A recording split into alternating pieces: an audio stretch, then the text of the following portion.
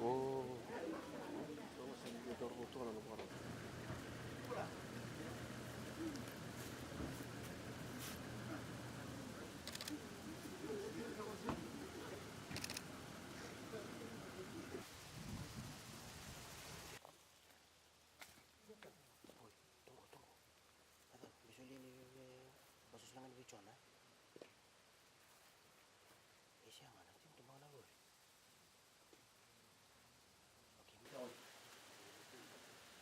I'm happy to be with you today to open this new crematorium for Korovou and the surrounding area, something that the members of this community have been waiting for many years.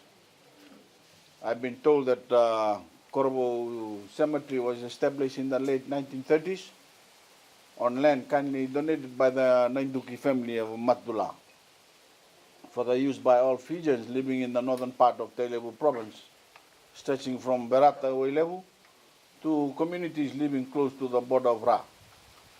The old crematorium, built in the 1970s, served families in this area for more than 40 years, with occasional repairs paid for by the community fundraising drives.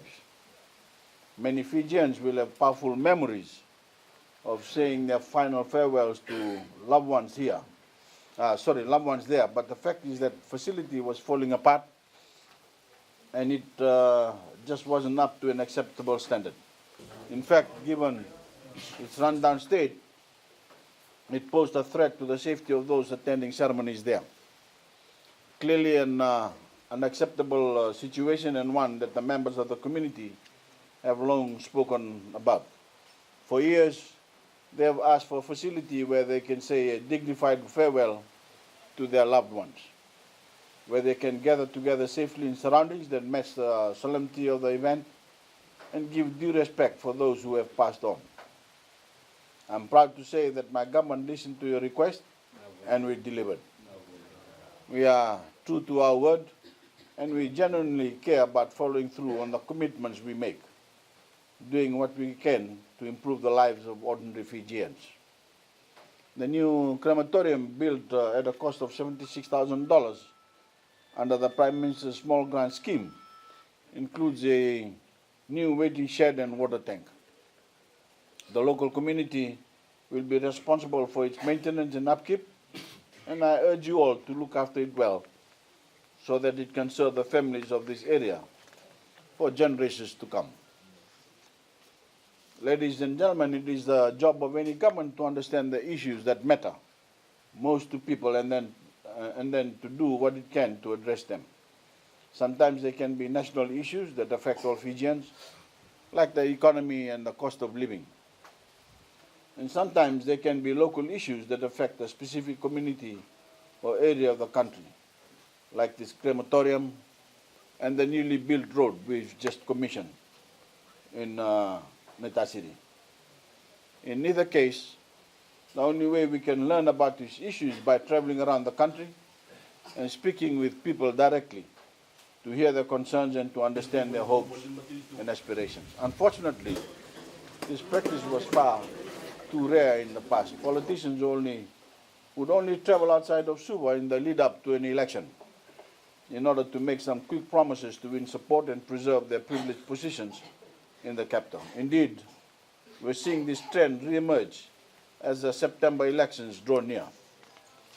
As I keep saying wherever I go, I believe in the common sense of the Fijian people to see through such thinly veiled political tactics. By contrast, Fijians know that since day one, my government has made such service delivery a matter of policy, not politics.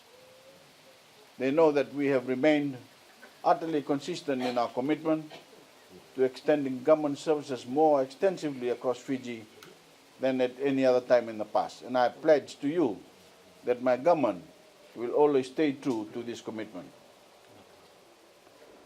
Ladies and gentlemen, I've just come from the opening of the Nakambi Tauli Access Road in Nobuso, City, this morning. at that event, I explained to the Fijians what a secular state really means, telling them that no religion in Fiji is under threat, especially Christian and Methodist.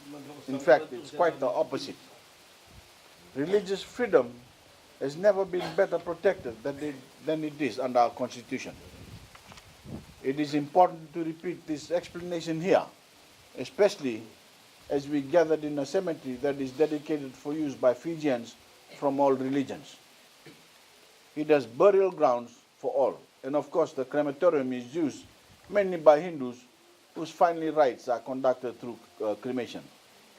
In fact, the cemetery is a great example to explain what a secular state means. Just like the cemetery doesn't discriminate against a particular religious group, but treats all equally, a secular state, the government, is also neutral when it comes to religion. It does not take sides. It does not matter if you're a Christian, a Hindu, or a Buddhist. The government does not interfere with what you believe in and treats every religion equally. Just like all religions are treated equally here at Korovou Cemetery.